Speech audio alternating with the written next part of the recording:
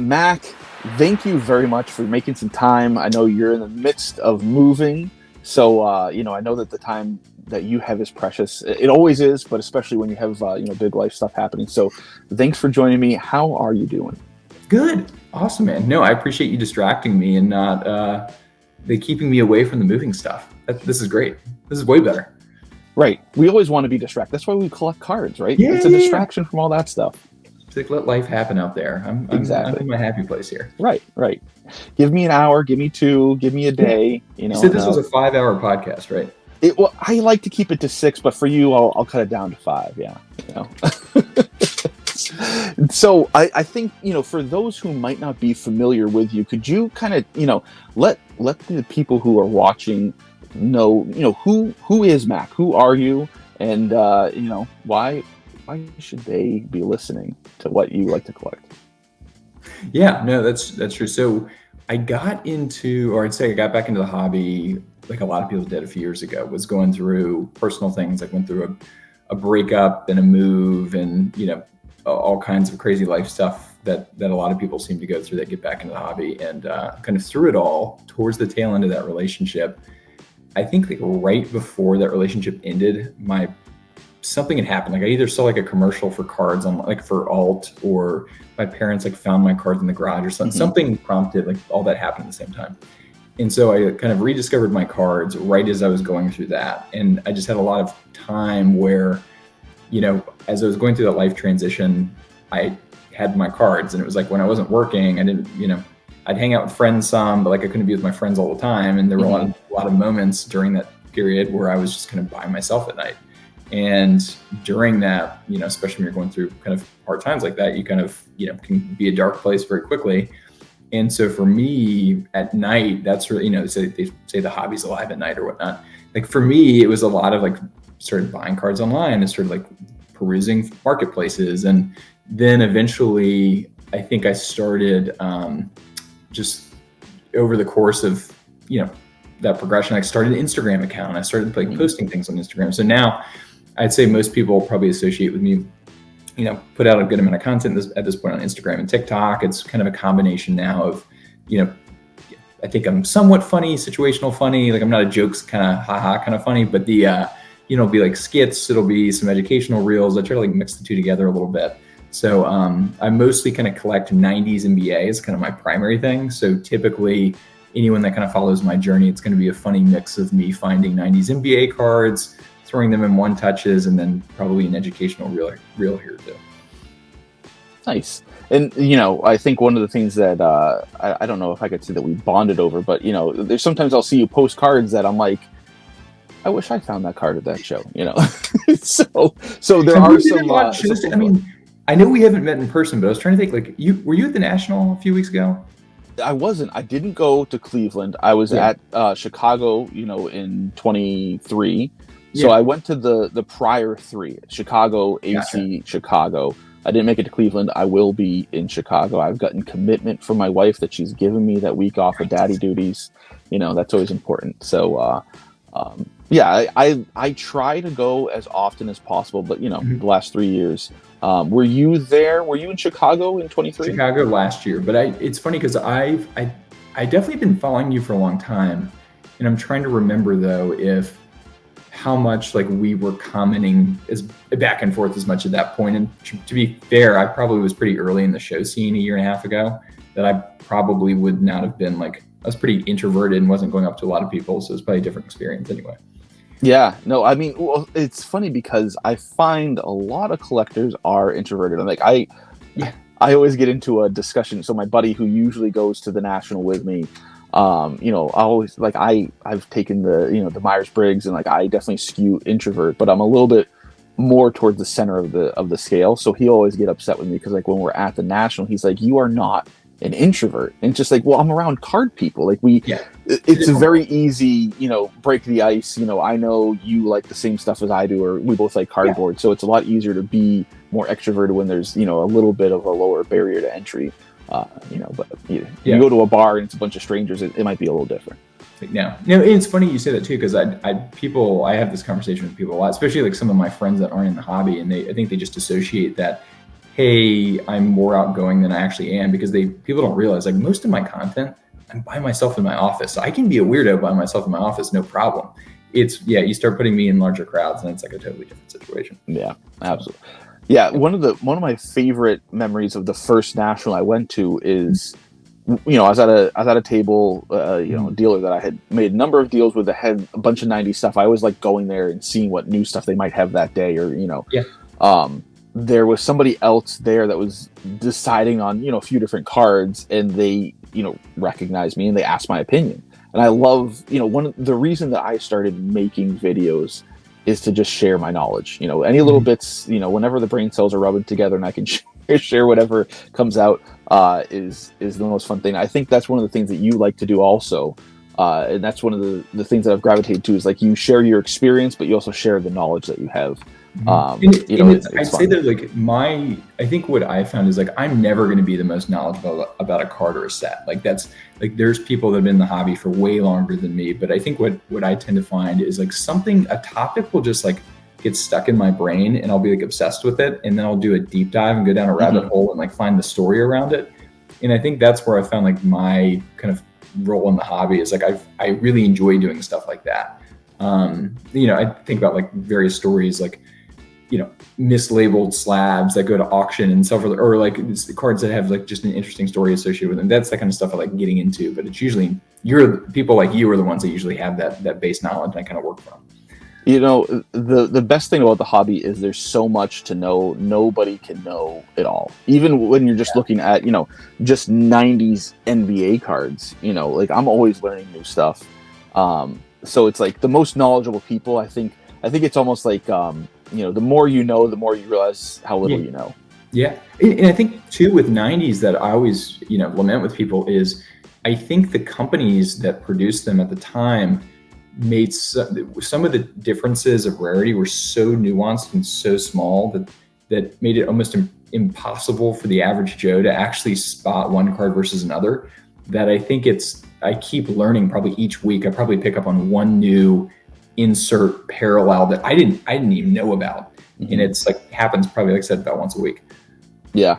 And the cool thing is like that you can discover stuff that you really like that might be really rare and hard to find, that might not break the bank to get. And it might not break the bank this year, and in 5 years it might be the hottest thing, and there's something else that before was really cost prohibitive for you, and you can get into that stuff now. So it ebbs and flows, which is well, I mean, how great is it now? I think about when I got back in the hobby, like, for $100 you would get, like, a PSA 10 base rookie, like, or not even PSA 10, like, you would barely get, like, a base rookie of a player. And now, with how prices have changed, you can get some just incredible 90s inserts for under $100. Like, especially if you're staying away from Jordan. If you're going to, like, Iverson or Penny, some of my favorite cards are under $100, and it's just amazing what you can get now. Yeah. So we've hit on that. We both love 90s basketball. Obviously, you know me. I'm mainly Penny. Yep. Are there players that you hone in on? Is there a guy that you kind of prefer? Like, let's get a little bit deeper into what about the 90s do you focus on? Yeah. So I think for me, I was born in the mid 80s. And so for me, like, when we were kids on the playground growing up, like, I mostly played soccer, but basketball, like, we'd play at recess like everybody would. And, like, those were the guys we always wanted to be. It was like Iverson, Penny. I had the Penny poster. It was funny. My mom even found something from school where, like, we were writing what we wanted to be when we grow up. Keep in mind, I played soccer. Like, I played basketball, like, at recess, but I said I wanted to play for the Orlando Magic one day. No idea why I thought that was going to happen. But that was one of those things where, just like, 90s, I don't think we will ever see a decade in sport in which the players were so significantly woven into pop culture, like 90s basketball. I mean, you think about where, Penny was everywhere, but obviously Jordan, Shaq, I mean, video games, movies, you name it. I mean, that was all around us. And I think for me, that period of time was just such a unique period in sports and pop culture that it just, when I got back into the hobby, yes, some of my stuff from growing up, which it was like $5 stuff. It wasn't like anything nice by any means, but, getting back into it, finding those Iverson rookie cards, it was just kind of that stepping stone. And then it's like, oh, I have disposable income now. I can Mm-hmm. actually buy some cards that are cool. And so for me, the players I actually go for, like Iverson and Penny, are probably the two biggest I collect right now, especially because I think their price point is a lot easier than like, I do collect Kobe, Jordan, Shaq, but I tend to find Penny and Iverson are just a little bit cheaper, so I can get much cooler cards. So I'd say I probably have the bulk of my nice BC stuff is them. But I've even started picking up Vince Carter and Jason Williams because I forgot until like a year ago, a highlight clip of Jason Williams came across my feed, and I was like, man, White Chocolate was just so much fun to watch. I mean, it's just like, so like takes me back to, I guess, when we were like that age, like 10, 12, playing basketball recess. Yeah, I mean, the other thing too, I always, I'm as much as a card guy as I am, growing up, I was also a shoe guy. I didn't have nearly as many shoes. I loved it. Like, that's the other thing that really, you talk about culture and pop culture and the rise of that, like, signature shoes and well-designed shoes really started to become a thing at that time as well. Like, and it all kind of fit together, the music, I think the 90s, the culture was very rich, and it was a period that, looking back was really a moment. And I think that a lot of people look back at that time in their life with some nostalgia. But I think, a lot of cultural scientists have looked back at the 90s in America and said that, it was really a moment that a lot of things were happening simultaneously. And a lot of those things still have staying power. A lot of the music from the 90s you could listen to today. My kids have given my wife and I a hard time because, like, they'll hear something that we grew up with, maybe, early mid 2000s, and they are aware of it. They like the music, and they're like, this? How do you know this? And it's like, you don't know. You don't even know yet. Yeah, exactly. So it's so funny. These shoes, like, my kids love Jordans, and I love getting them Jordans because, like, when I was a kid, I couldn't get them, and now it's like, it's still part of the culture. It's funny you said, because I was never a huge, I've gotten more into sneakers now, but like growing up, I wouldn't say, so playing soccer, like soccer cleats, there's definitely a little bit of that same, there's a style and a flair to soccer cleats, kind of like for basketball shoes. And so like I was very much like into that world. But I did have the pennies. I remember that when I was a kid. But yeah, God, it's just like, that decade, just phenomenal. So yeah, so it was like a natural place for me when I got back into the hobby to kind of, even though soccer is the sport I know better and I grew up playing, those players, and I think the insert sets too. I think the 90s insert sets were phenomenal. Like Flair Showcase, Take It to Net's one of my favorite. I just think that's such a unique design. And then you start getting into late 90s, early 2000s, like refractors, gold refractors, you start seeing some interesting design elements. For me, I just think it was such an incredible time between the characters, what was going on, and card style. It was just phenomenal. Yeah, I was talking to somebody recently, and I was mentioning, Rodman, and Rodman was like a cultural force to be reckoned with in the 90s. And I think one of the interesting things is, like, he was such a unique character, very important player on very important teams. But as a personality, he was so unique. But today, it's much more common for people to kind of show their personality. And I'm like, if he was in the NBA today, just as he was, in 97, let's say, he would be, I don't think he would get headlines. I don't think he would get a lot of attention. Yeah, that's a good point. The tattoos that he wore then would be kind of mundane today. God, I never really thought about that. Would he have just been like, part of the crowd? Yeah. Because like people dye their hair in the NBA today. Kyle Kuzma has blonde hair. Nobody bats an eye, and I think it's an interesting thing to think. We can never take that Dennis Rodman and put him in today's NBA. But I think about like Allen Iverson in the same way.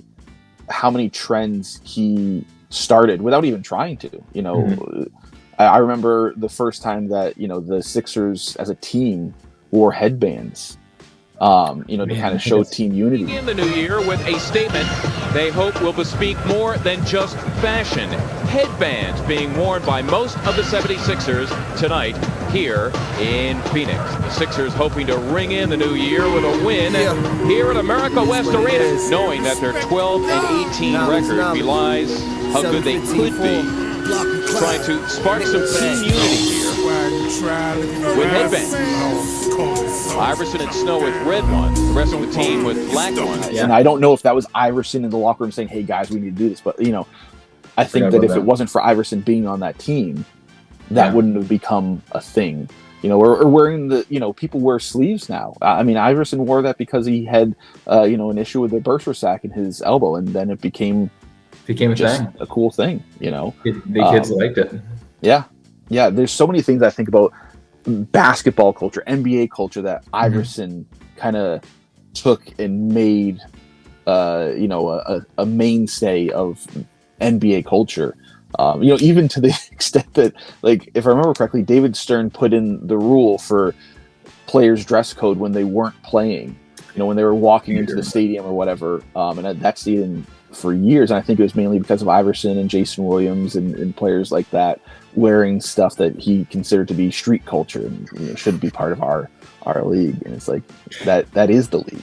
Yeah, which now you see some of the most outrageous outfits players show up in, pregame. So, yeah. Well, and like you have photographers in the tunnels looking for what players are wearing. I don't think that was as much of a thing then, but it became a thing because, if somebody's wearing a really cool retro jersey, Kobe walking in with a Jordan jersey on, that was a moment. That was significant. And now it's like, what shoes are people wearing? That's important. Yeah. It's funny because I think, like I said, there's a lot of kind of parallels between soccer and basketball, and I think there is kind of a sense of style and kind of flair and fashion to both that I think is just really, I think as sports go, especially for kids, and you see these players and you start picking up on those, styles pretty quick. Yeah. So you mentioned playing soccer. Do you have any affinity to soccer cards? Because it's funny. Playing day? Yeah, it's funny you say that. So when I got back into the hobby, I was pretty much all just, like most people, I was kind of just like buying whatever was shiny at that point. But once I kind of really honed in on the 90s side of things, I do PC some soccer stuff. So I'm a big West Ham fan, which is a team in the English Premier League. So I do pick up some stuff occasionally. I don't have anything like high end. Like I'm not buying anything because it's such a different market. Like I only know like a handful of people who are really in that world. It's something I enjoy. It's something I know like I'll never be able to make money because it's a team in which we never have like the super good players anyway. Mm-hmm. So it's stuff I do. I have one of the whole rows behind me is pretty much either West Ham or U.S. national team guys. So I do enjoy picking up that stuff because it is a sport and a game I still follow and I know really well. Because obviously can't go watch Iverson and Penny and them play anymore. So that that's a sport I can watch a little bit more. But yeah, soccer's still one. I collect too. Funny enough, I have some superhero stuff which I really enjoy, but also too, I grew up surfing, so I pick up some surfing cards. There's not as many out there, but I pick up some surfing cards too. Surfing, okay. Mm-hmm. Now that you're mentioning it, I know somebody. So I love Olympic cards, right? Oh, nice. So one of the sets that I got so jazzed about as a kid was the '96 USA Olympic basketball set. Because they had the die cuts on the bottom, and they had the SPs with the silver flag in the back, and then they had the more rare version with the gold. So I can go on about that set. Yeah. So a couple of my buddies I grew up with will still get like Olympic cards, whenever they come out. So I'm trying to remember which year. It must have been the 2020 set. He pulled, and I don't know who it was. It was a surfer. He pulled like their gold auto U.S. women's surfer. I guess she's very popular, but she has like so few cards out there. So he pulled this card and he didn't think much of it. He went to look and he's like, this is a very valuable card. He ended up, grading it and sold it and, bought some PC stuff. But it's like, surfing is something I never hear anybody talk about. So that's interesting. I'm going to do some, I'm looking for checklists right now. I got to see who this is. Yeah. I can't remember, you'll mention her name and I might not even recognize it, but and I don't know if I have some of the Topps Chrome USA stuff or Olympic hopefuls in the mail coming to me, so it's gonna be fun to rip that with my wife. But Yeah. I don't know if there's any surfing, like the checklist this year. There were a lot of names left off of it that I was expecting to see for the Olympic stuff this year, and who knows. Oh, there's definitely surfing in there because there's a couple big names in there. Okay, yeah, there's a couple big surfing names. I felt like track and field had a pretty significant portion of the checklist, but yeah, I mean, everything I saw from that product, I didn't rip one personally, but everything I saw, it was a really cool looking product. Yeah, I'm excited to rip it. Like I rip it every time it comes out, so it's always fun. Yeah. But this one being the prices have come down a lot now that the Olympics are yeah, too. They definitely. I mean, and they'll continue. I would expect to drop, but it seems like they didn't make as much as they did in prior years. Or maybe it's one of those where they're not, flooding the market with it. It's gonna, kind of come out in waves, but who knows? It's just always it's just fun stuff. It's always fun showing my kids. My daughter really got into the Olympics this summer, and she's always been kind of like tangentially interested, but it's funny to think like she's about the age I was when the 96 Olympics were happening. I remember the 96 Olympics really being a thing for me. So it's kind of like the same age that these Olympics happened, and she was really into it. So was it like a sport or a player? Like what do you think prompted it? For her, I think it was really gymnastics. So she's really been interested in Simone Biles and Suni Lee and Gabby Douglas, and kind of her story of trying to make a comeback, and Jordan Chiles she's really taken a liking to. And my wife and I, so my wife found that near us one of the trials was happening, so we got tickets and took my daughter and her cousins and a couple other girls to go and see. And Simone was there, and nice. all the biggest names were performing. So I think that kind of leading up really helped their excitement to rise. And I always felt like the gymnastics was like that, and swimming I always thought was so funny because that always garners so much of the attention, and it's not a sport that 99% of us are ever really watching or keep our eyes on, but it's just like mesmerizing once you get to the Olympics. Yeah, well, I think it's really something, in my opinion, that the races or the competitions for gymnastics last in a duration that they can hold our attention for the whole span. So you can see a performance from start to finish and know, this person made a comeback or whatever. Whereas, watching the basketball tournament, you've got to, they won this game, and, you might not pay attention through the whole game. I think that, for younger audiences, those events really are able to kind of capture and hold their attention. Think about a 200-meter sprint. It's quick. Yeah. It goes over. It starts and ends quickly. But you look at the steeplechase, right?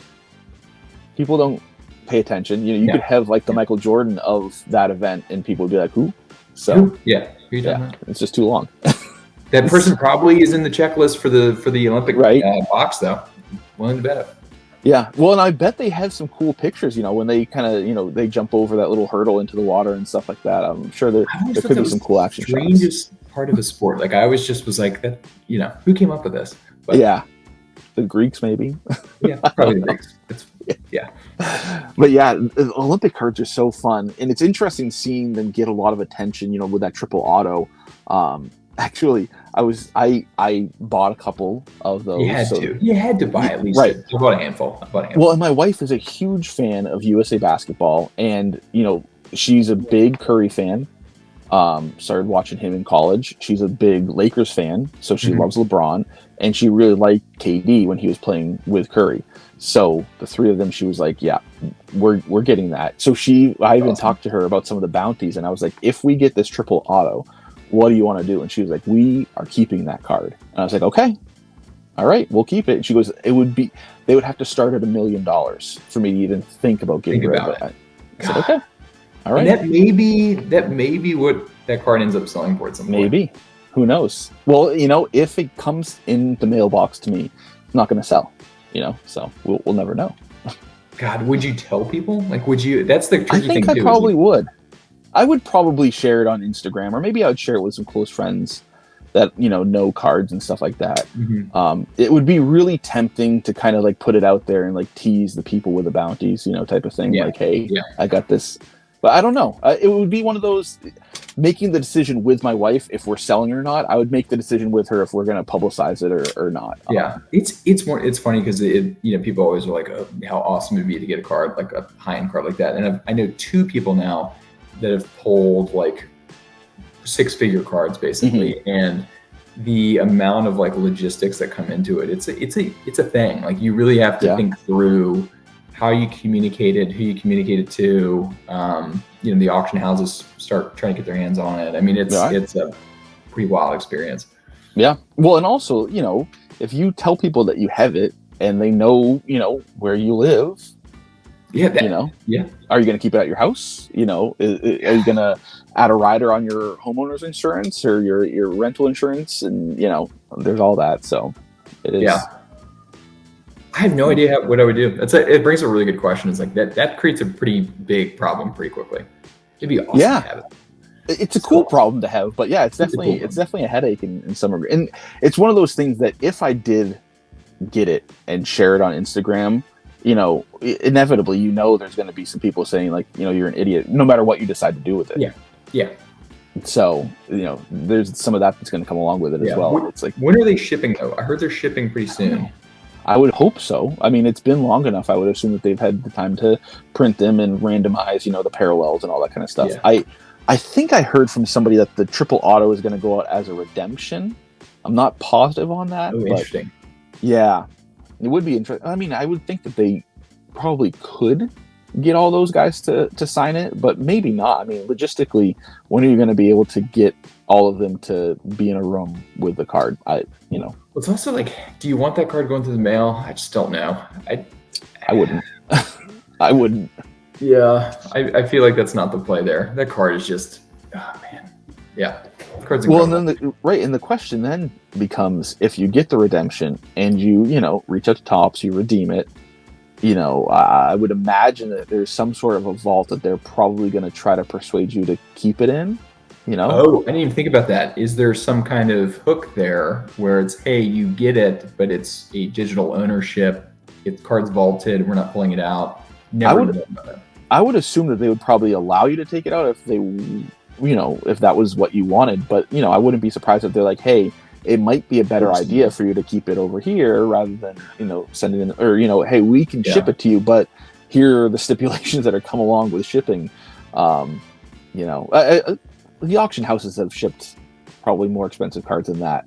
So there's, definitely ways to do it. But I've heard some stories about, Brink's trucks showing up places and, stuff. Yeah. I haven't had to deal with that. I think I was trying to think. I don't think I've ever had typically most of the nicer cards I have, I've gotten from shows and things, and they've been on me at all times. I've never put a really nice one myself in the mail.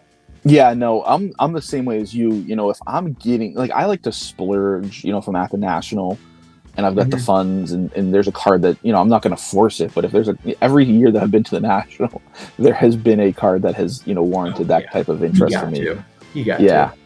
But I am very weary about buying a card of the same caliber online. I never have. I'm trying to think of the most expensive card that I bought online. It's, it's 3 figures for sure. I can't think of anyone. Yeah, and it's less about, for me, like trust or, well, I mean, yeah, sure, there's always going to be like listings that look sketchy or something, but for me, it's just the amount of the frequency I encounter things with the mail, it just doesn't give me confidence to even risk it. Yeah. Like, why? Yeah.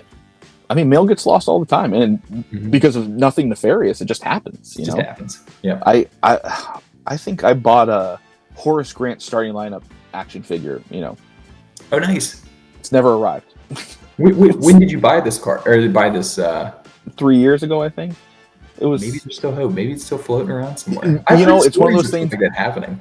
Yeah, I always hold out hope because I have heard stories also. 5 years later, something shows up. So, and the thing too is, I bought through a platform and I got reimbursed, and the seller was made whole and all that. It wasn't expensive. I think it was probably $10.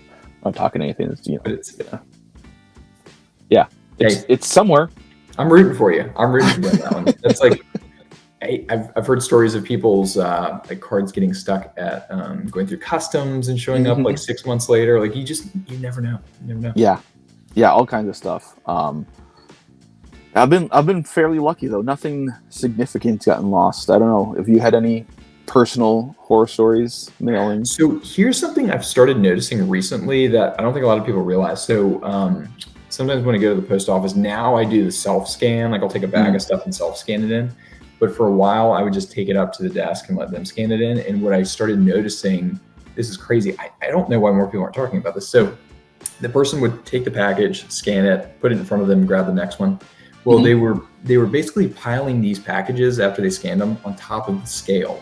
And it happened multiple times. I got home and I do a lot of shipping through either Shippo or Pirate Ship, depending on kind of what I'm shipping through.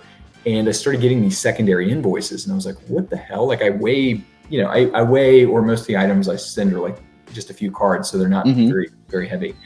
And I started realizing like, oh my God, these people are just piling stuff up on top of the scale. I don't think they even realized it. And I started getting double invoiced for all of the packages. Because the weight. Yep. And so I finally, next time I went over there, I had to tell them, hey, like, be aware, this is what's happening. And they tried to argue with me that wasn't how the system worked. And I was like, I promise you. And then sure enough, I watched her have the realization as she started scanning my stuff in the next time. And it happened again. She was like, oh my God, you're totally right. I just think how many people have been having situations like that now. Yeah. Well, so I go to the same post office when I'm shipping stuff out to people, and they I wouldn't say they were on a first name basis, but they recognize me, if I come in. And one of the women said, for whatever reason, I'll come in, maybe I've got 2, 3, 4, 5 packages or whatever, right? And she, if I'm selling something on eBay, right, I'll come in with a QR and they print it out there. And I'll give them the package and I give them the QR, they scan it, it prints out the thing. And then what they're supposed to do is they're supposed to stick the label onto the package and then scan that label, right? And this woman said, like, for whatever reason, when I come in, she forgets to scan it sometimes. So she was telling me it, and then the next package she forgot to scan. So then she was like, oh, but there's something in their system, right? Like, because before you go to do the next one, it'll be like, wait a second, you didn't finish it. So then I had 3 packages that day. She's telling me on the first one, she forgot to scan the second one. And then the third one, I noticed that she forgot to scan it. And I was thinking back and I'm like, I know that there was one time I was sending something to somebody and it took a while for the tracking to update.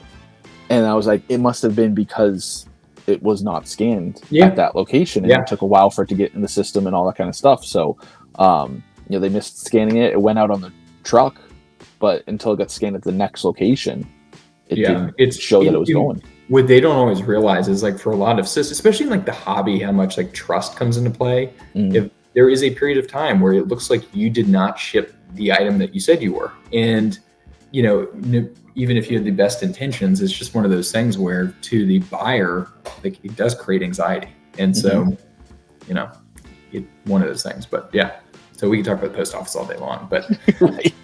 Yeah.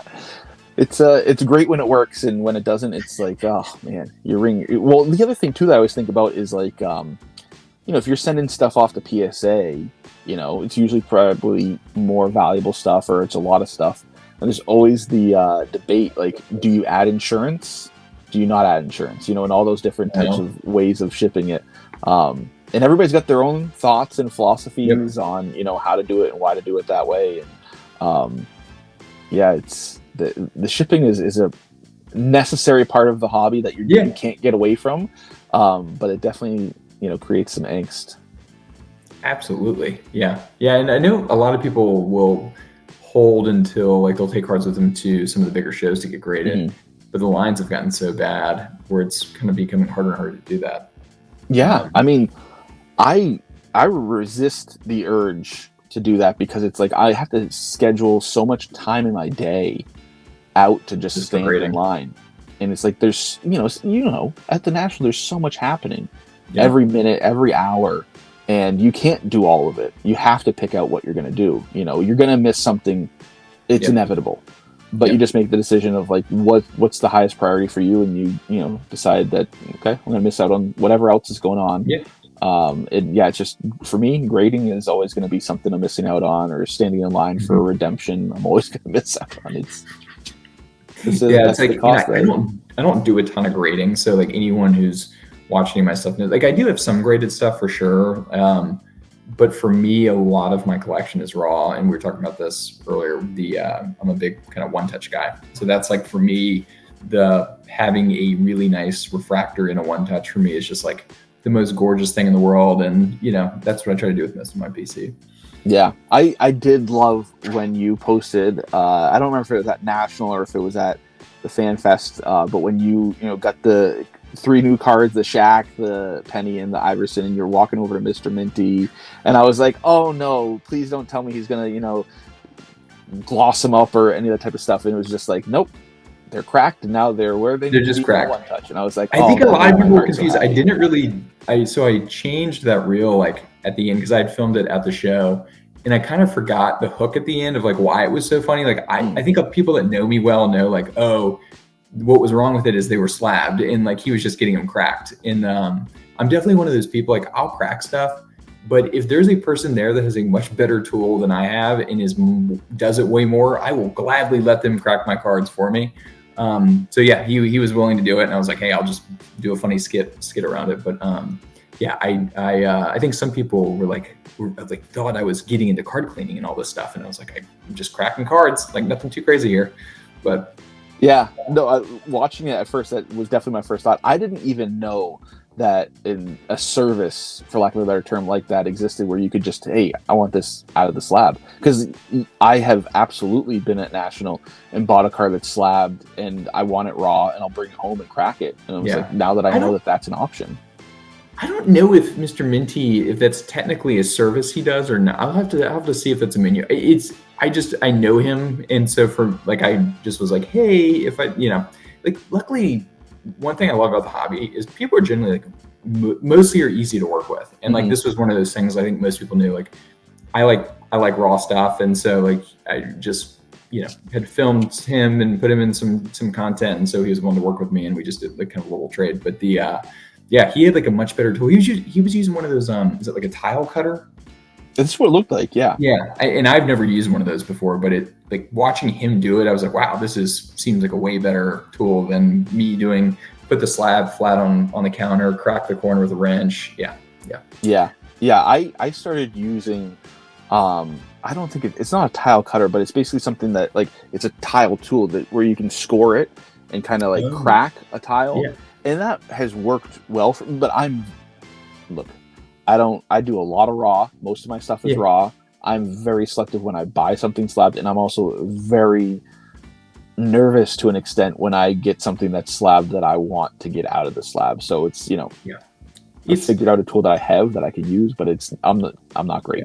Well, it's funny you brought up a point earlier, and it's probably worth touching on for a minute. Is the talking about kind of like legacy in your collection and passing it down, like and I always think about the one thing about cracking that sometimes I do think about is it does make it harder to transact that card in the future. So like I totally get it. The stuff I crack is usually stuff I'm planning to keep for a long term.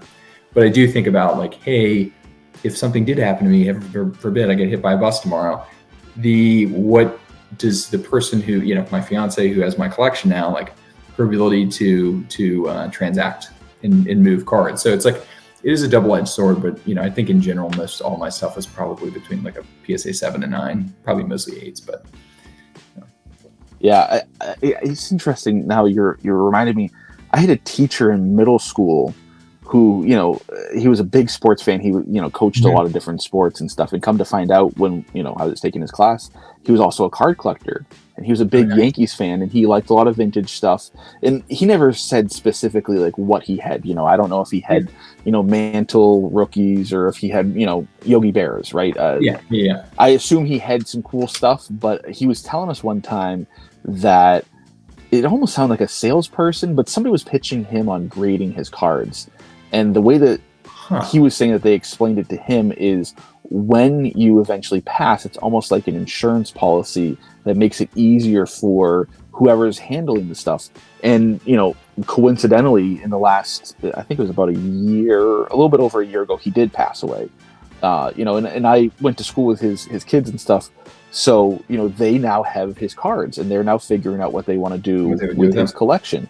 And it's one of those that I have no idea what's in his collection. They're not asking me if I want to buy it or sell it or any of that type of stuff. But it's an interesting thing thinking about, like, he thought through that. So I'm sure that they're in a better position because he had those conversations and thought through it than they would have been otherwise. Yeah. It's like, it gets like dark and morbid, like topic, but like, it is one of those things that I think about occasionally, because it's like, okay, something did happen. Like, it's not just like 6 cards over here. There's like one of those things, good amount of cards floating around. And,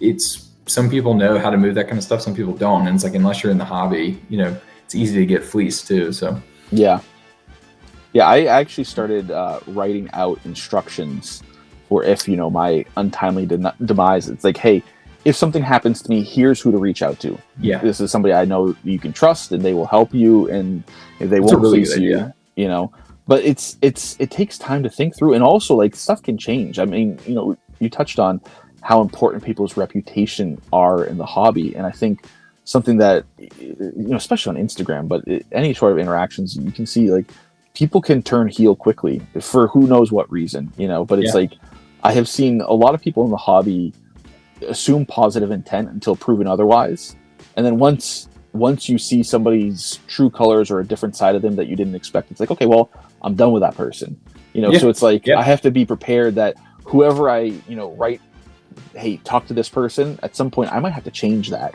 person might not be who I thought that my family could trust. Yeah, it's funny you say that, because I think, like, very regularly we see things in social media too about those who are kind of quote unquote influencers, and how often we do see, like, a fall from grace and whatnot.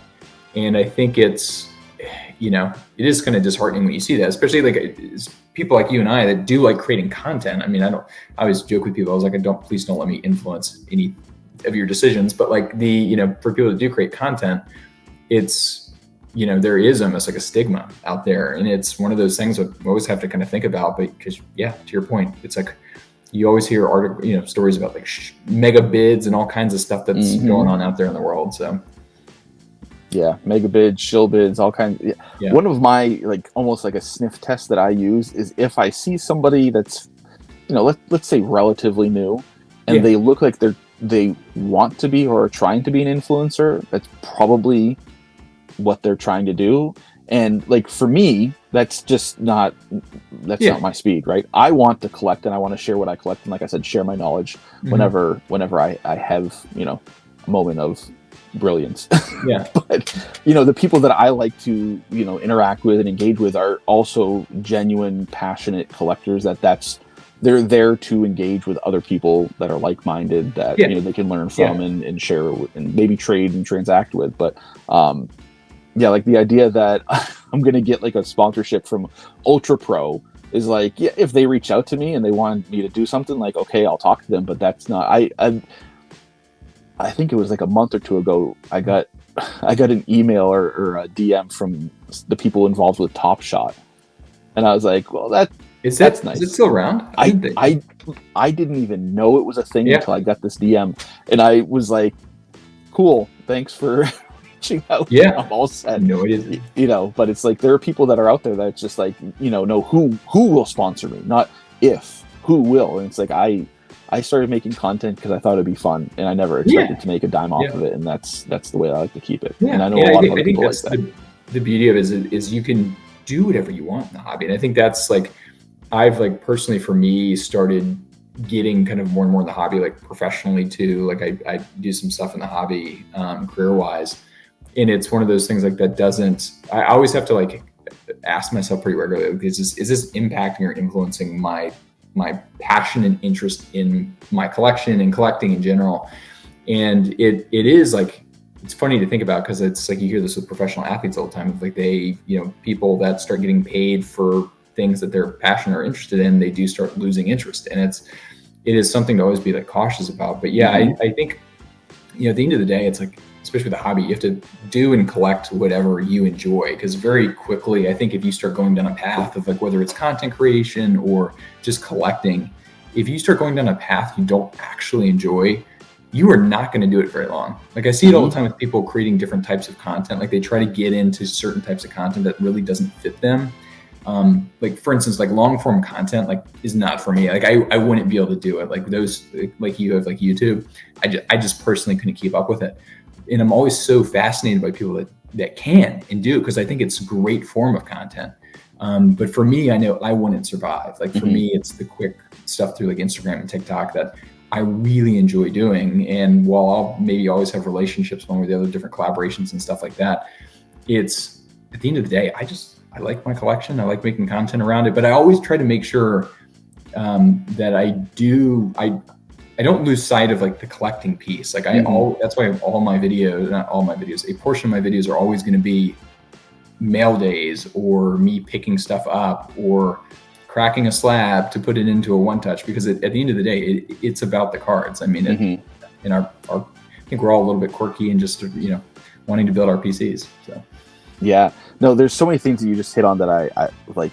One of the things I was thinking about, I was having this conversation with my wife like a week ago, that a company in the hobby had reached out about potentially like a career opportunity, right? Yeah. And I was talking to my wife about it, and I said, it's worth looking into, but if one of the things with this comes that I have to work at the National, like the National is my time off. Ooh, yeah, that would be. I said, I don't think I would be willing to let that go, and like now what used to be kind of like my daddy vacation, for lack of a better term, is now a work obligation. I don't think I would like that would be kind of one of those. Yeah, this isn't how I want to spend my time.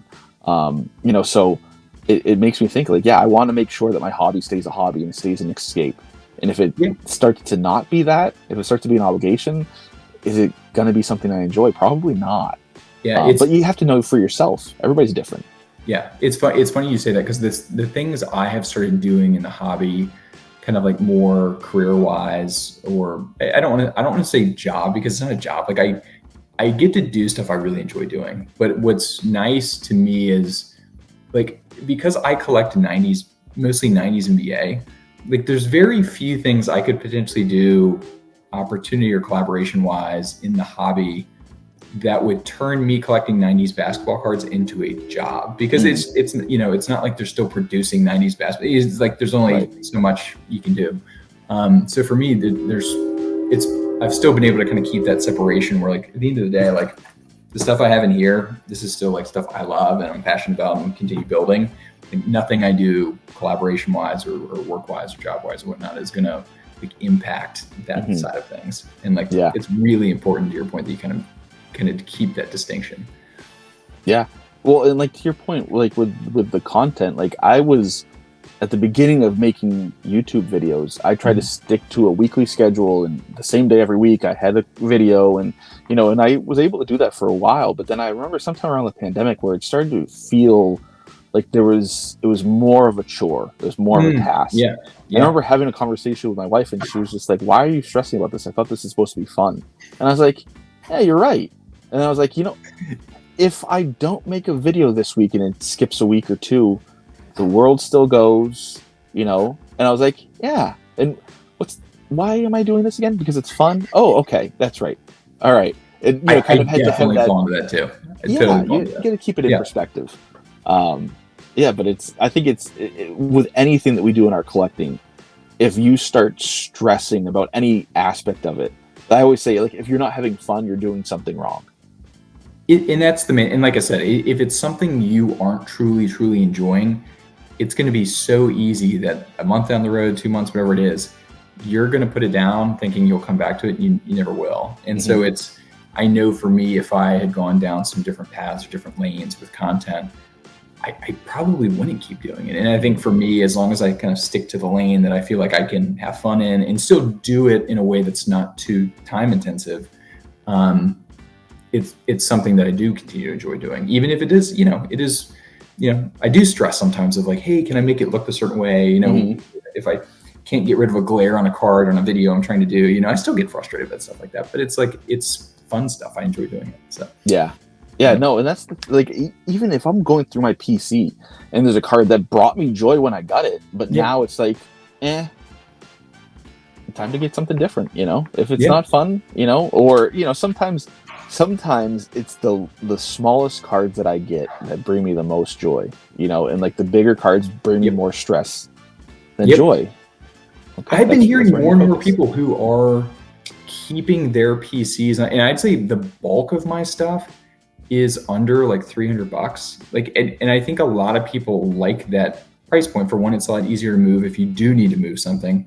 I also think too, it's much less likely you're going to run into fakes, because people aren't necessarily, no, people aren't wasting their time trying to fake a $50 card necessarily as they would, a higher end card. So yeah, I hear more and more people say that, especially 90s. I think there's some great 90s inserts, 50 to $100. You can get some really, really cool stuff.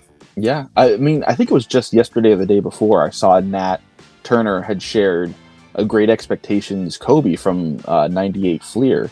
And his is a PSA 10 copy. Yeah. But it's like that as a raw card, you can get for less than $50 any day of the week. In some cases, you might even go find it for like 10 or 20. And they, to me anyway, I had talked about them as being one of the better looking cards under $100, insert cards. When you get one in hand, I just think they're really, really cool cards, and they're an intricate design for something that was, not hard to pull from packs. No. It's another thing too, is you think about pack odds. I think a lot of people pass up on cards. They'll see the pack odds and they'll just be like, okay, well, 1 of 18. Like, oh, that's not very interesting.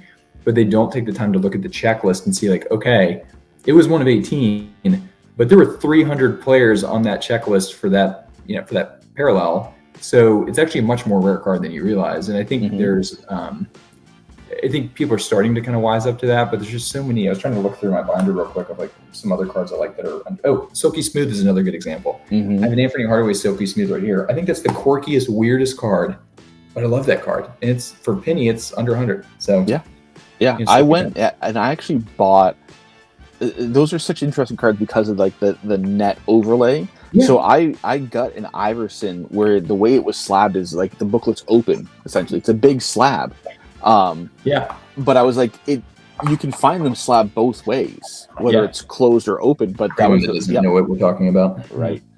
They're just like, I remember seeing pictures of that in the Beckett, in black and white, and just being enamored with like how does that look in hand? And then like we were saying at the beginning, once I got older and I had some big boy money, I was like, I'm gonna get one and see what it looks like in hand. And then it's like, okay, I'm going to get one that's slabbed differently, because the way that I have mine stored is similar to how you have yours. But that Iverson is slabbed differently. I think it's like a PSA 6 or a 7. I was like, I didn't care about the grade. I just thought it was cool seeing it laid out like that in the slab. And that's one of those cards that I think it'd be really tough to grade that card well. Like that's one I probably wouldn't even send for grading, because I feel like that card would just be, it's just too much happening. And I'm always confused. I've seen some people that actually remove the netting, which I think is like a travesty, because I think that's such a like unique, interesting component of that card. What's the point of the card? The other card I got recently, which is probably one of my favorites I have in the collection right now, is the Cut Above Allen Iverson rookie card. And that's another one that I think has like 15 corners on it. I would never send that one in for grading, just because it's 15 corners, like bound to be something wrong with it. But I've got the penny. That penny, another one as a kid, was like, I dreamt of getting that card, and I had seen it. I'm trying to think of, I had seen it in person, and I don't remember where it was, because it wasn't my childhood local card shop. It was somewhere else. But like the way the hollow foil looks over the saw blade, and then because Penny's got his blue jersey on, it's a full length picture where you can see the air pennies at the bottom. Like, it just, everything screamed to me. And once I got it in hand, it did not disappoint. And I still have mine raw. I still remember when, I remember when I won the auction, how excited I was. And I've debated, like, do I want to slab this card? And like, I always kind of have that moment of like trying to decide, because it's like, I feel like I should, based on, the fragility of all those corners and based on the value, but it's like, it's not going to bring me any more joy. So I always, I think it's funny, and that's part of the reason, like, people ask me all the time, like, why do you crack slabs? Right? So for me, like, if there's a card in my collection, few things make me as grumpy as a foggy slab. Like, and it happens a lot, that one touches will get scratched, I can replace it. And, it's one of those things, like, these cards in my PC, I'm not carrying on me very often, so I'm not necessarily as worried about them like bumping around and having damage in transit. But Yeah, it's the being able to replace them with nice squeaky clean in one touches, just makes me really happy. But I was trying to think about, this was that other one we were talking about, and I was also going to say you and I are both like more '90s guys. A modern set I'm actually intrigued with is because you were talking about sneakers earlier. I think the sneaker spotlight inserts from Noir are super cool. I don't have any, but I love the Penny and the Iverson cards that I've seen from them, because I think they have several different versions for different years. Yep. Definitely want to pick up some of those because I think they're so cool. Yeah, the first time I saw that set come out, and it was all modern players, I was like, oh, that's such a missed opportunity because there's so many cool. Sure. And then they did exactly what I wanted. We knew exactly. I haven't gotten them, but I would love to. This was the one you and I were talking about the other day. And I actually want to do a reel on the Jordan effect in cards, because it's funny because this card, this is the Anthony Hardaway being guarded by Jordan. But what was so funny is when I actually looked this up on alt, because I was curious what others were doing, people actually say the Anthony Hardaway guarded by Jordan. That's the name people had on alt for this card, which I thought was just tells you how the significance of it. But right, pretty incredible. But I think I actually bought my copy of that card in a Jordan collectors Facebook group. No way. 90 Jordans collector Facebook group in it, and showed up. And there's a lot of Jordan collectors that will buy that card because it is, Jordan's so prominent on it, that I have seen, and I'd have once I have a card, I kind of stop looking at the values for a while unless I'm incorporating the information in the video. But I remember when I was buying that, it was definitely selling for significantly more than I had expected because of the Jordan effect. Yeah. And then coincidentally, there's a Kerry Kittles where Penny is guarding him, and Penny's very prominent on the card, and I've got the Kerry Kittles, and the same effect doesn't happen with Penny. It doesn't quite happen the same way. It's funny, like I started actually doing the research, and I probably need to update it now, but because I was looking at like what are the typical ratios with like a Penny card versus like a Kobe or other players. And for this card, the titanium, it is significantly closer to what a Kobe is selling for than most other inserts because of the Jordan effect. But it is, I can't think of another card where Jordan is quite as prominent as a secondary figure on a card as this one. It's like pretty incredible. The only other one that comes to mind is the Sam Vincent. Sam Vincent, Jordan. That's the only one I could think of too. Yeah. I'm struggling to think of another one. But yeah, the Sam Vincent definitely, that's definitely a victim of the Jordan effect for sure. Yeah, but I mean, that's a good example though too of like the story, how much the story can really shape the value of a card. Because that's another, like Sam Vincent cards. I mean, that card is a complete anomaly versus other Sam Vincent cards that are out there. That was actually one I was looking at too. In the story behind it, that being the stolen jersey card of Jordan just on top of it, just the whole thing is incredible. Well, that's the other thing I was just going to say is like, if Jordan was wearing 23, would that card be what it is right now? It would still have the Jordan effect, but maybe not. No, I think it would be a more valuable Sam Vincent card, but not to like. I even will pick if I'm ever digging through a dollar bin and the Sam Vincent cards in there, I'll pick it up because I'm just like, the story behind it. I have to for $1 or $2, whatever it is. It's like the Billy Ripken, right? If I see a Billy Ripken, I don't even know which version is the more rare. I don't care. If I see one in the dollar bin, there's a 50-50 shot, I'll grab it. So my buddy, when I moved in this weekend, he brought over, he's like, hey, I've got a few binders. Do you mind looking through them? And it was all like, the junk wax, like early 90s baseball for the most part. And I was like, I actually probably should take a minute to go through this because now that I know more about error baseball cards than I did probably 2 years ago when I would get something like this, I was like, you never know. Could be a new name for Thomas in there or something like that. Right. I don't know. Yeah, and that's another one. As a kid, my two favorite, I had three favorite baseball players. I could never pick just one. It was Frank Thomas, Barry Bonds, and Chipper Jones. And Chipper. So I'm in Richmond. Chipper Jones used to play here just like a mile from me. All right. Okay. That's cool. Yeah, I love Chipper, and so growing up in New England, everybody's a Red Sox fan where I grew up pretty much. Yeah. But I was split between the Red Sox and the Braves because like the Red Sox when I was growing up weren't very good. Like they had some good players, Nomar, Mo Vaughn, but they were never really chasing, but the Braves were, and I liked Chipper. So, but yeah, I always wanted that no-name Frank Thomas. So when Project 2020 with Topps came out and they had the Frank Thomas no-name, I remember going through all like the the kind of like the previews of what they were going to look like, and I kind of picked which one I liked the best and made sure I grabbed a copy of that, just because I'm like, I probably won't ever get the no name, but this is the closest thing, and this is cool for me. So yeah, I mean, Eric, you know, when they did the re-release this year, was it Topps Chrome or was it Series 1 that had the error cards in there, the homage to the Billy Ripken card? Yeah. I did a reel on it and looked up some of the more popular, famous ones, and I forgot about, there's some like really, really funny error cards that were floating out there. And yeah, I mean, when they weren't doing serial number cards, I mean, that was the only chance you really had at rarity. So yeah, Topps has had some good kind of fun photo variations. I always think of the McCutcheon, the double cup. I'm trying to think of what year that was in Topps, but yeah, that's one that some of those are fun. Some of them, sometimes and I love ripping wax. So if I go to Target and I find, I just was a couple weeks ago, I found a blaster of Topps Chrome. I'm like, yeah, I'll rip it. I don't know what I'm getting. So it's like, there's some times that I'm looking up stuff. I'm like, oh, is this a good one? It's like, oh, that's the SP version. Cool. Didn't know that. And this time I happen to be ripping it with my brother, and he actually follows baseball. He doesn't follow baseball cards. So he was like, that's a good rookie. And he's like, what's that one worth? And I was like, oh, that's worth $1. He's like, that doesn't make sense. He's actually good. And then like somebody else was like, yeah, he's not good anymore. It's like, oh, that one's actually $5. It's like, this makes no sense to me. This is why I don't collect baseball cards, because I can't get it.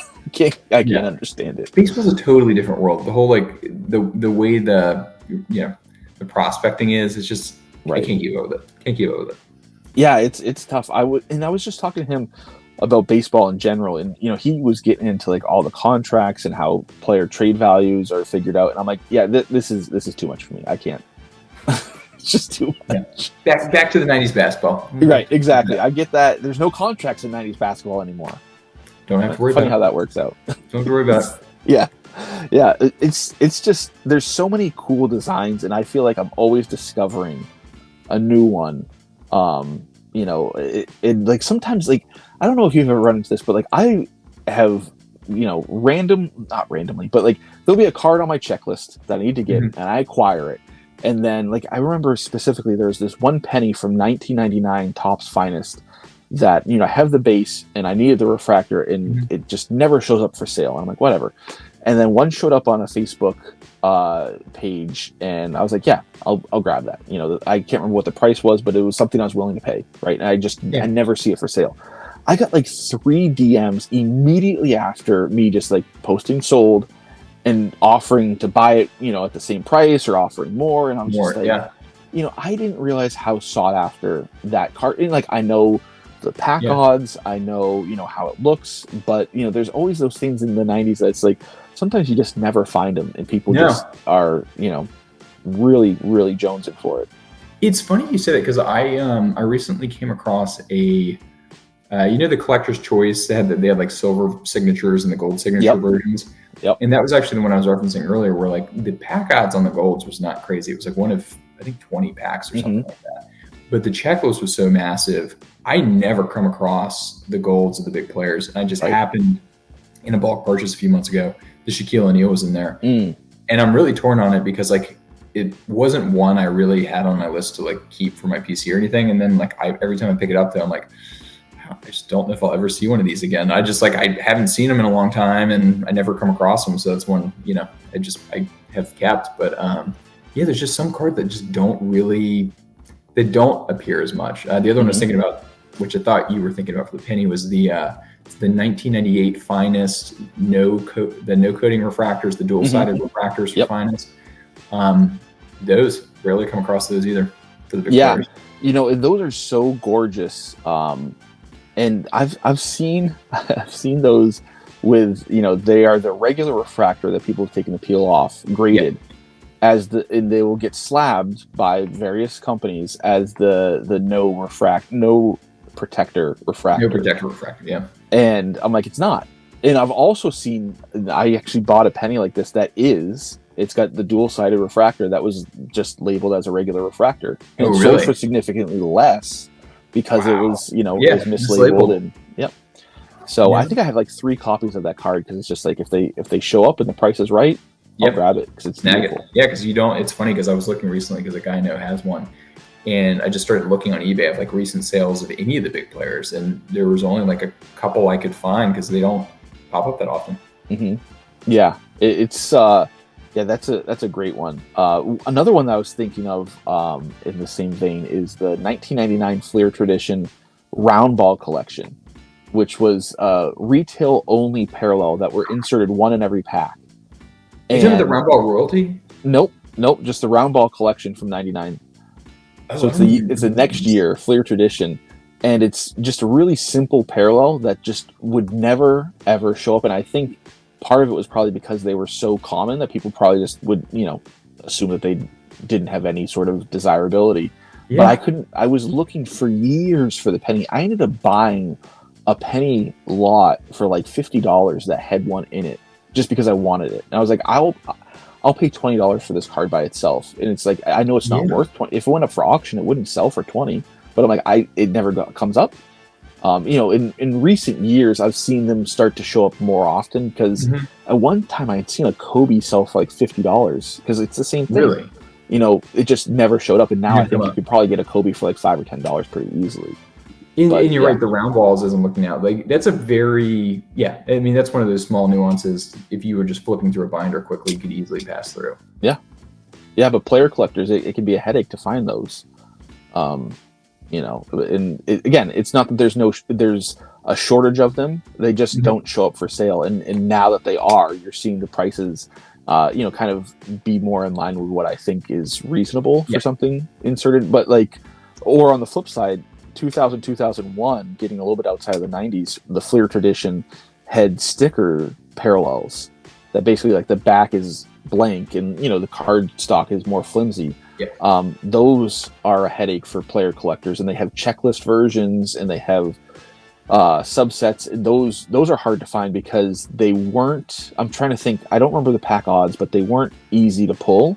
But also they weren't easy to identify unless you flip the card over or you notice that it's a little more flimsy. So I think that there's a lot of them probably sitting out there in dollar boxes or in people's binders and closets. And it's like, I know player collectors that would I'd pay multiples more than it's worth just to get it checked off my checklist.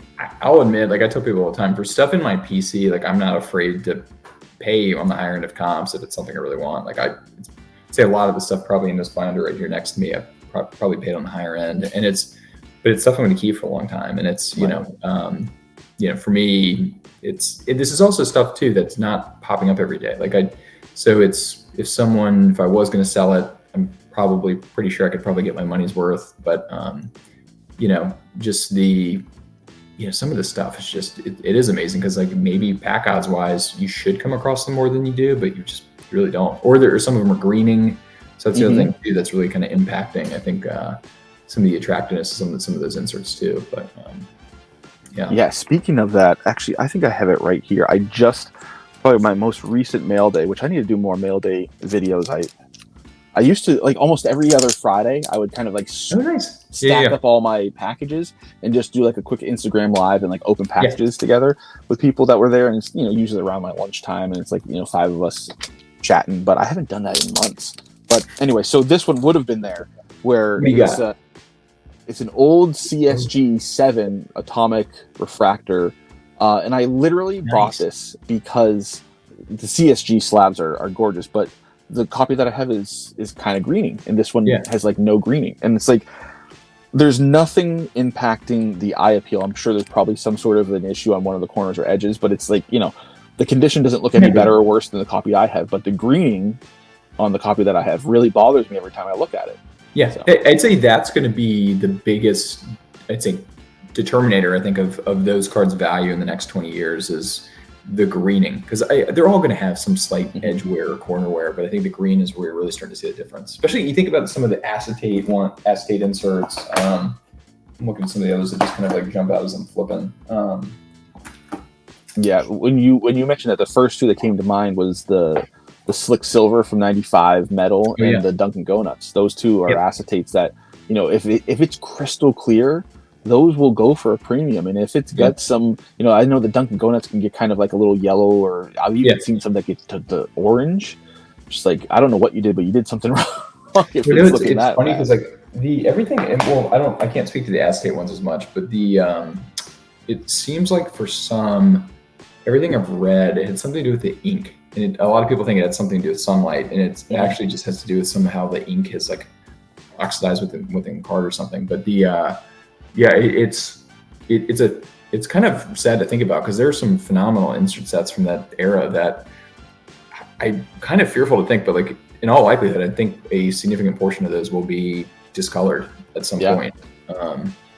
I think Jean from Arena Designs, so her and her husband Earl designed a lot of the stuff from Fleer Skybox in the 90s. Yeah. And I think she was saying, I can't remember, she was on one of the podcasts. It might have been way back with Josh from Cardboard Chronicles, his channel. It might have been when she was discussing the Dunkin' Go Nuts specifically, but in general, the acetates. She was saying that the only thing that she can think of, is that the chemicals that are used to make the acetate aren't evenly dispersed through the whole sheet. So if you get a higher concentration in one area, it can change the color, because she was like, sunlight doesn't affect those. It's a clear plastic.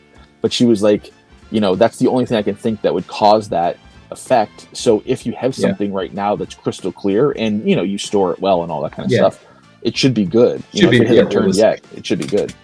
That's well. Quick story. She was actually the one. So my first national last year, one of the cards I really wanted was that Anthony Hardaway Take It to Nat. Like that's one of the cards I've always wanted. And I ended up through a buddy, found the person who had the card, ended up, crazy enough, for the exact same amount of cash I had left for the show. Is what I got the card for. And then a friend of mine at Upper Deck was like, hey, Jean is actually over here. You can come meet her. So I have a picture of she and I on my Instagram feed, like me holding the card in a picture with her, which was super cool. Nice. Yeah. One of my favorite pictures, I'm not involved in this one, but I remember the 2021 National, Jean was there. This was before she started working with Upper Deck, or I think she had just started working, but it wasn't public knowledge yet. I think they announced it at the 2021 National. But so she was walking around, and I remember, so Card Ladder had just started, so they were set up with Grant Waldorf Stories, and they just had all kinds of 90s grails there. So Jean stopped by to see, she even said, like, I wanted to see some of my old designs and see them in person. So Grant had his penny PNG green, and Josh Cardboard Chronicles had his. So they took a picture with her with the two of 10 in existence of the penny PNG greens. And I was like, that's a really cool, because she was talking about the story of like how they decided to make it green, and because the emerald was the stone on her engagement ring, I believe, or her wedding. No way. Yeah, so she was telling the whole story, and I was like, that is such a cool picture. Them with the person that created it, and the reason why it's green and everything. So it's funny you said. So when I was at Fanatics Fest, I saw a good amount of PMGs. Like there were some really cool cards out. I don't think I've ever seen. I never come across Anthony Hardaway PMGs. They're locked away. Yeah, that's one player. Like I'll come across Iverson's again. Like there was an Iverson red up there, but I rarely come across Anthony Hardaway. Yeah, it's one of those cards that I think, obviously there's only 10 of them, and I think I'm trying to remember. I don't know who told me, but I think they identified where 7 or 8 of them were at one point in time, because they were trying to get one. And it's one of those that people just won't get rid of it because they can't replace it. And there's certain cards like that. I never see Anthony Hardaway reds anywhere either. Yeah, you're right. I'm trying to think of the last time I saw one sell. I'll have to look at Card Ladder and see. I can't think of the last time I saw one. I've forever. So I'm one of those that's probably on the minority list of people who don't really love PMGs. And it's just mainly because I don't have much nostalgia for them. Because I didn't really, in all honesty, know what they were in the 90s. I didn't either as a kid. There were never pictures of them in the Beckett, or very rarely. My local card shop never had any on display, so I never really saw them. I mean, this was in the era of eBay not having pictures on listings, or you had to pay for pictures to be added. So I just didn't have any nostalgic pull to them. And then even after I kind of saw them, like the green on the penny it's not something that I gravitate towards. It doesn't match his uniform. It doesn't really go. The red I like better because I think it goes better with his uniform. But I'd be just as happy getting like a Ron Mercer green. I think that would look Yeah. just as well. But yeah, I it's cool. I think at some point, like, and for that being what, Penny's third year, I think this is third year. Like, for me, a red Iverson PMG, I could see myself eventually trying to get one of those. Like the rookie year for one of my main guys. Like I could see that. But yeah, for Penny, for a green, yeah, that's for third year card too. I don't know if I have to have it. I don't. May spread my funds fourth out. year, yeah, it's fourth year, 97. Fourth year, yeah. Yeah, no, there's when I think about what those cards probably go for if one showed up, if I had those funds available and I could choose, you get the PMG or you can get like these 5 other cards for the same price. I can think of 5 cards that I would probably want more. And again, that's just me. There's other people that are like, hey, you're crazy. It may be 15 actually, the number of cards you could probably get for that. probably even more than that if you wanted to. Like, oh, man. But no, to your point, there's some great ones you can get for, and that's what I tell people. Like, if you're 90s inserts, you can get some cool stuff for under a couple $100. Yeah. And I think one of my favorite videos to make are ones that highlight stuff like that. I think I've made 2 videos of inserts under 100, and maybe I've done one on parallels under 100. That's a good idea. I kind of want to go through mine and see like my favorite cards in my collection under $100. It's a good idea. Yeah. I mean, I just think it's fun because most people, not everybody, but most people can afford a card that's under $100 pretty easily. And there's some really cool looking ones. And it's like, in general, if there's a design element that you like in the 90s, there's probably a set that it's used in that's not as expensive. I even think about the PMG Championship. If you really like that, I think if you have like a Prism card, they call it Scope. But if you like that pattern and you go and look at the 97 Thrill Seekers, it has the same pattern in the background. And I mean, those aren't cheap cards either. If you're looking at the Jordan and the Kobe, but they're a fraction of the price of the PMG Championship and you get the same effect essentially. What's funny in the 90s, like I feel like the big theme in the 90s was like thunder and lightning. And so there's like, a dozen different inserts that kind of play off that. So you can usually find something. Funny. Electrifying has it. Scoring Kings has it. The Thunder and Lightning obviously has Thunder and Lightning. I wonder why. Like, why was that such a big thing in the 90s? Like that. I don't know, but it definitely was. I mean, it was everywhere. I don't know. I'm trying to think of like if there was an instance that like made it a culturally referent. Maybe it's like comic book type stuff. That's the only thing I can think of. It is kind of comic booky. Yeah. I don't know though. That's a guess. But yeah, I've always thought it was so fascinating that you've got that as like such a central theme in inserts in the 90s. Yeah, it was. I mean, I'm even thinking 95 Skybox had the electrified subset where they've got lightning bolts coming off of the player. And that's a very popular subset. And again, not rare cards, but yeah. I mean, there were so many things like that in the 90s that like, think about like laser cutting was used so much more than it is today, probably because of like how costly and difficult it is to do. But like the linchpins insert set, like there's never been something else like that. No. And that's where like I feel like a lot of the designs, this would be kind of a fun piece of content too. A lot of the designs you see now, you can generally think back to a set from the 90s that probably inspired it. Yeah, I would venture to guess almost everything. I'm trying to think if there's anything that's really struck me as being unique. And I'm sure there'd be somebody in the comments that'll be like, you idiot, here's something that is truly unique. But like I can't, even stuff like kabooms and downtowns, like the hollow foil that's used in kabooms, look at like slam cams, they used similar hollow foil. The cartoonized players, that was all over the place in the 90s, all the way back to 91 Upper Deck. So like that stuff isn't unique. I remember like Panini Innovation, I think, was it 2012 that they made something that had like large chunks of the card laser cut out. Those are pretty hard to find, pretty rare. And they're cool. I think that they used the technology of laser cutting differently than we saw it applied in the 90s, but it's still the same technology. It's still laser cutting. Jersey cards, 90s, autos, 90s, refractors, gold refractors, all those had their genesis in the 90s. I can't think of anything that's really truly new. I mean, even even inserting pieces of the shoes, we talked about the the spotlight, but like, you know, shoe cards now they just have larger pieces. I would love to get, you know, some of the pennies, but having shoe cards, that was something that they did in EX in '98. You know, yeah. I mean, I think more and more people are starting to realize that, which I you know, it's funny because people always talk about in the hobby, like people like pumping stuff, and it's like, I think people forget, like, we're all fans. Like, that's like, we're just fans being fans. Like, I'm not trying to like create like a market shift in 90s cards. It's just like, I enjoy 90s cards. And so I always love it when I see other people who like started picking up 90s cards. So, because I do feel like there's just so many unique sets. It was, I think, such a huge, think about where we were in the 80s to the 90s in terms of card design technology. Like, to me, it's like mind blowing. Yeah. I mean, in the 80s, most cards were made on recycled card stock.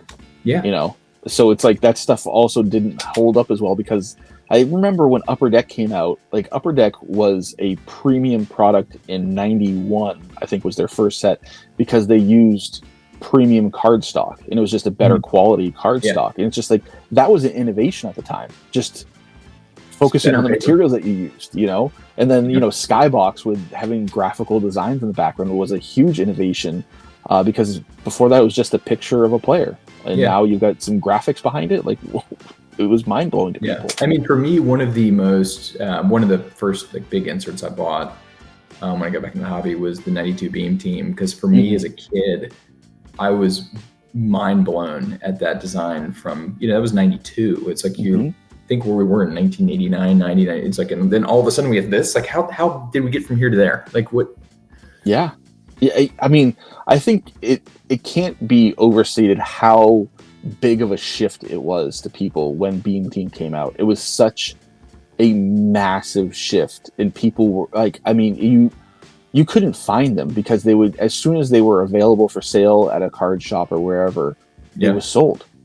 And I never saw one as a kid. I just remember seeing it, I think, back in magazines and thinking like that was the pinnacle. I mean, for me, the best shot to get one is trying to rip into '92 Stadium Club. Yeah. You know, eventually, I think my brother, I'm trying to remember the player, I think my brother hit one eventually, but he almost immediately traded it, you know, because it was one of those where it's just like, he collected a lot of the bigs, you know, Shaq, Hakeem, and Alonzo. So he was like, I can get this pile of these guys. You know, because it wasn't any of those cards that he collected.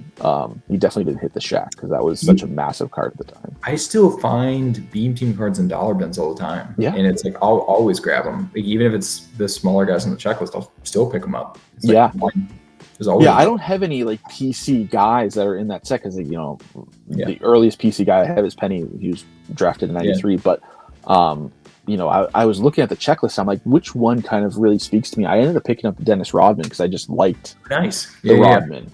You know, he's with the Pistons, which, you know, there's not a lot of nice cards from his playing days with the Pistons. No. You know, the Reggie Miller was one that I was also looking at that I thought was really cool, and he's got like his custom wristband in that picture. You know, so there's some great players. I mean, you can also get, you know, I think of Jeff Malone. I think is probably one of the, you know, less he was celebrated.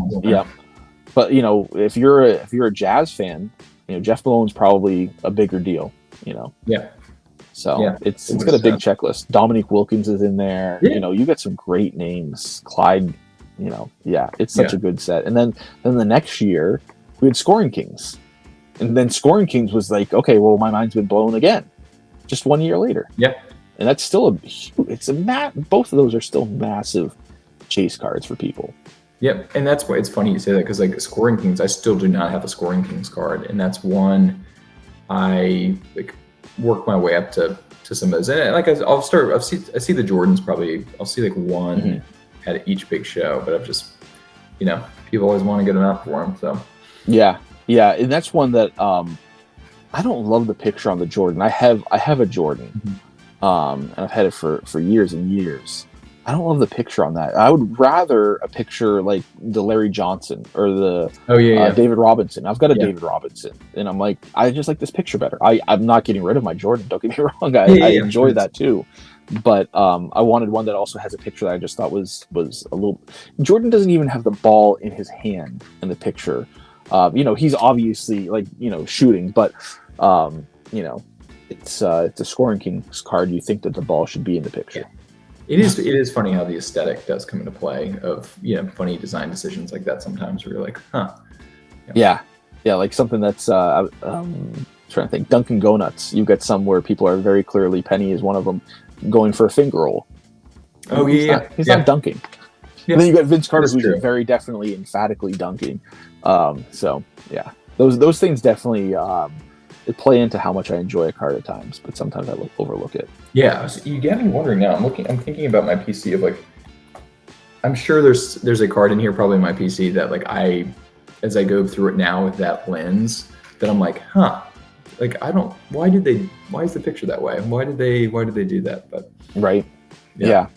It's like yeah, it's like I always think about also like the same idea when modern companies try to pay homage to a set from the 90s. So I think of like what year was it? Maybe 2020. I think NBA Hoops by Panini now made a net assets set, an insert set. Oh, I think but you're right. They didn't die cut out the net, whereas like the net assets set in 96, the reason it was so cool is because of the laser cutout net. And I'm like, well, without that, what's the point? Like, it wasn't because we thought that calling it net assets was cool. It was because we thought the die cut and laser cut was cool. So if you take that out, it's not cool anymore. So it is funny though. You see, like, and I think that's a little bit of my concern getting into like, Topps Chrome releases next week for basketball. And part of me at first was like really excited about seeing some of this stuff come back. But as I've looked at some of the designs of some of the insert sets, like I do feel like it's kind of a step backwards in some ways. And I'll probably still buy a box just for nostalgia, but it's one of those things where like, it's like, why did they make that decision? Like they could have, it's like, you know what it is, but. Yeah, I think I was noticing like sudden impact. People like, what? And the only thing I could think of is they're trying to play off of Instant Impact, which was, in 98, 99 Topps Chrome. But Panini does Prism. They have an insert set called Instant Impact. So I'm like, maybe Panini owns the rights to calling it Instant Impact now. So they're like, well, we still want to pay an homage, so we'll call it Sudden Impact. I'm like, at that point, sense. I was wondering that same thing. I think that's my guess. That's my guess, right? I could be completely off base with that, but it's like, if my guess is correct, at that point, just don't do Instant Impact. Yeah. Don't do, leave it alone. Yeah. Pick a different one. So it's I'll be curious to see what happens from it. But I think there'll be some stuff that people like and some stuff that people probably pan. Mm-hmm.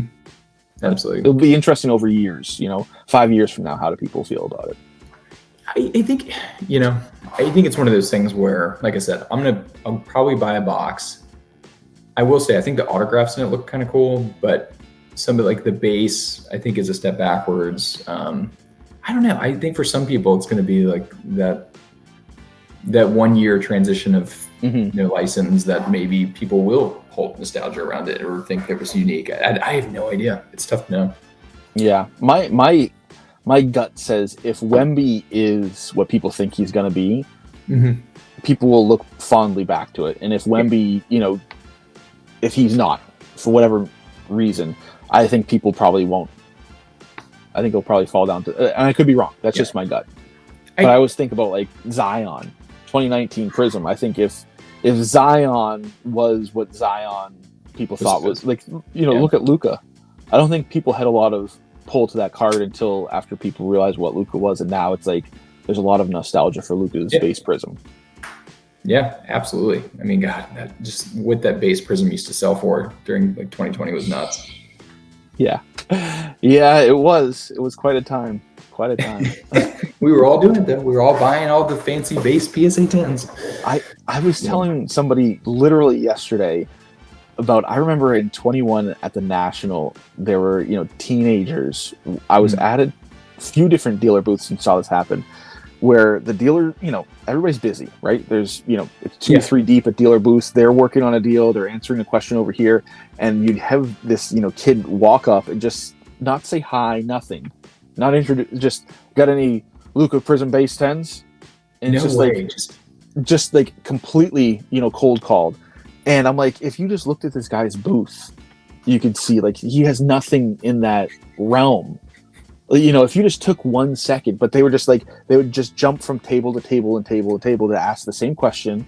And I'm sure, trying to make deals on those cards, but it's like, you don't fortunately see that happen anymore. Yeah. Well, now you see it on Instagram. This is like the messages we get, like, hey man, do you want this Juan Soto? And I look around and I'm like, do you look at my Instagram wall? Like, my page? Like, no. Yeah. I have this really cool Wander Franco. Like, I'm all set. Thanks. Yeah, that's all you gotta say. Yeah. But no, I think it's, I don't know. I think we're like in this kind of inflection point or like pivotal moment, and I'll be curious to see like where card design, like we're, with Topps, I think I'm very optimistic and hopeful about what Topps could be, but it may just be that I'm still thinking about the past, and I don't know. Yeah. No, I have a lot of hope as well. I'm hopeful that it's going to be good. Yeah. I think, you're right. We are at this, just coming off the heels of the Fan Fest. I think there's a lot of interest. So it's going to be interesting, to look back at this time in a few years and be able to kind of have hindsight and be able to see more clearly what was happening. Right now we're just kind of living through and trying to figure it out, but I think it's going to be an interesting point to look back at one way or another. Yeah, definitely interesting. But so question for you though, what's the next big show you're going to? Oh, that's a great question. I'm not so I don't go to a lot of shows. It might be the National, honestly. Yeah. So there used to be a fairly large show in Springfield, right? Stone's throw from the Hall of Fame, and it seems like that's probably died out. I think they had like 4 or 5 shows, and it doesn't seem like it's coming back. There's a couple small local shows I try to get to that they do it once a month. But there are some larger shows at some nearby casinos, Foxwood and Mohegan, that I know like the guys who put those shows on, ask me very regularly to come, and it's one that would not be hard to convince my wife to make a weekend of it and kind of go see a show and give me the afternoon to go to the card show. So I might try to make it to one of those, and those are pretty well attended. But I think one of those, or maybe like one of the Boston area shows. Are there what shows are in Boston? I was trying to think. I haven't heard too much about the Boston shows. Yeah, so there's one that they do at Fenway, I think, like once a year. And then there's one that they do by Boston Garden. I know like Chris Costa and his crew are the ones that put those on. I think they might have one at Foxborough for the Patriots Stadium. I want to say it's like the Causeway show is the one that they call it at the Boston Garden, and the other one I'm trying to think. But yeah, so those are kind of ones that I keep in the back of my mind, but I don't I don't move things on my calendar around to make work. If it happens, it happens. How about the local show scene? I definitely enjoy going to local shows. It's one of those things like I think it's good to be just kind of finger on the pulse, kind of what's going on in the hobby, and I think that's where local shows there's also a chance to kind of be with other like-minded people. But I've gotten some crazy PC stuff at a local show that I just never thought I would ever find. Yeah, like it's wild. You just never know who's going to be there. Right? Yeah, you never know for sure, and it's one of those that I always say if I had more time, right? Like my kids take priority over cards, every day. If I had more time, I would definitely go to more. But I know that at some point in my future, my kids are not going to want to spend time with me, and at that point, that's when I'll have more time to go to local shows. So as it is right now, as I have time, if I have time, I love going. But if I don't carve out time like I do for the National, it's harder to make it happen. Yeah. Well, we'll definitely have to link up with the National. After going to Cleveland, it made me appreciate Chicago a lot more, like the logistics around it, how easy it is. So can't wait for next year. It's just going to be great to get back out there. Oh, absolutely. I'm probably going to get my hotel situated the next week or two for Chicago. Oh, nice. Yeah. Yeah, because it's just, I don't want to wait. I can't imagine. If there's more people than in 23, the hotel situation is going to be a nightmare if I don't jump on it early. I usually wait until like the spring, I have a feeling I'm going to be in a rough spot if I do that this year. So last year, last minute when I didn't, just an opportunity popped up, so I ended up going. I booked like a week ahead of time. Got a hotel like a decent hotel 5 minutes away, and I was like, I was shocked it all worked out. But I'm definitely not going to take a chance on that this year. Yeah. I mean, if you don't get one of those 3 that's really walking distance, I've done both. I had to Uber. Definitely. Yeah, I've done Chicago where I've had to Uber, and I've done Chicago where I'm walking distance, and I definitely prefer walking distance. Yeah. So. No, I'm with you, because there was a lot of like trade night activity and restaurant activity right around there, which was really nice. It's also nice to be able to take a breather sometimes, and head back to your room. Like my buddy who stayed with me, like he would head back to the room and take a nap sometimes in the middle of the day. It's good, yeah.